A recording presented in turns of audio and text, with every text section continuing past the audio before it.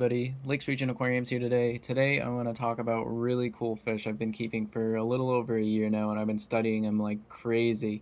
So this is the Farlowella Catfish, otherwise known as the twig catfish, a lot of people call it, but what I call it is the stickfish, just simply the stickfish. And with the stickfish, it's a really cool fish. I mean, this thing is amazing. I mean, how unique can you get? So if you guys are into unique fish in your aquarium, I definitely recommend this guy. Now, there's a little bit more to these guys than fish I've covered over the past when it comes to basic care. And that's definitely because it's more of an intermediate level fish. That's what it's classified as. So when it comes to keeping this guy, you definitely want to acclimate him slowly to your tank when you first get him. You want to do maybe like a 20 to 25-minute slow drip acclimation, and just get him used to your water nice and slow, because these guys hate changes. They hate change so much. They're going to hate when your pH fluctuates. They're going to hate if you get a spike of any sort in your tank. Even like salinity, if you put a little too much aquarium salt in, if you put aquarium salt in your aquarium, then these guys are not going to like that either. And they don't like temperature fluctuations either, so be careful when it comes to adjusting your temperature coming into the winter months and all that. So definitely be careful with changes with these guys, and their diet is a huge part. A lot of people think it's it's an algae eater. For sure it is. It really does like algae, and it's definitely, like, I would say 95% a herbivore, but you definitely want to give them a little bit more so like those sinking pellets and stuff like that, the sinking wafers, the veggie wafers, whatever they're called.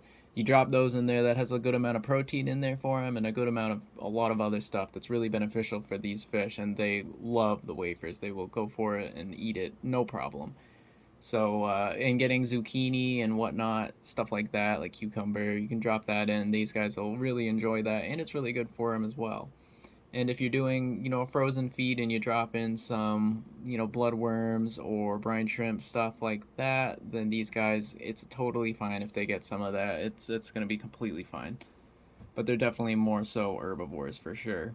When you're looking at tank mates with these guys, they get along with pretty much everybody because nobody really knows they're there. It just looks like a stick, in the aquarium. Like, they'll hang out on your driftwood and stuff like that, and they really just look like an extension.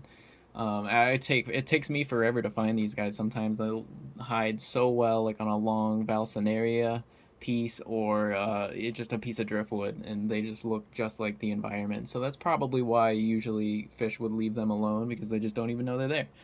And I wouldn't recommend keeping them with like big Oscars or big cichlids or anything like that, obviously, for those reasons. But for like reasons of being consumed by a cichlid, you know how those guys are. But these guys get away with, the regular community-based fish, school, rainbow fish. All the community fish are totally fine with these guys. And when keeping them with plecos, be careful of that, just because plecos are a little bit known to be aggressive towards feeding time. Like, if you drop an algae wafer in there, the pleco's definitely gonna go for that thing, and so will the Farlowella catfish. And the pleco might be a little pushy for sure. You might chase him away, be a little aggressive. So just be careful with that. I mean, if you do have a pleco and a Farlowella catfish, which I do, and I haven't really run into any problems, just make sure you feed them, break the little wafer in half and drop one on one side of the tank and one on the other side of the tank, and you should avoid any confrontation. But, I mean, if the pleco does go for him, he's not going to really damage the fish. If anything, it would cause a stressful situation, which could lead to, potential ick breakouts or stuff like that. So just be careful when keeping it with a pleco, especially depending on the size of the pleco. For these guys, a tank size, I would recommend, my personal opinion, I would put them in a 30-gallon aquarium at the minimum. I know online, I've seen in a lot of places online, it says like 20 gallons, but I mean, this fish can get around 9 inches and live up to 15 years sometimes. And you just got to think of it, would you really want to be in a 20-gallon aquarium if you're 9 inches long? I mean, I know you're really narrow and everything, but I mean, if it comes to turning around and stuff, that can get old over time. So just kind of put yourself in the fish's shoes if it had some, and just kind of consider that. So I would recommend a nice, dense, wide 30-gallon aquarium, but anywhere up from that, this fish is going to thrive completely fine. They definitely thrive a little bit more so in planted aquariums just because you're probably going to have some nice algae growth on your plants sometimes, and they're just designed to graze on that kind of stuff in the wild and driftwood alike. Don't have like a crazy amount of water flow like all over your tank. Like if you can have some dead zones, definitely incorporate that, because these guys aren't the biggest fan of a lot of flow. And definitely keep them in the tropical temperature range. You're going to be looking at the 78 to 80 range would be the safest bet.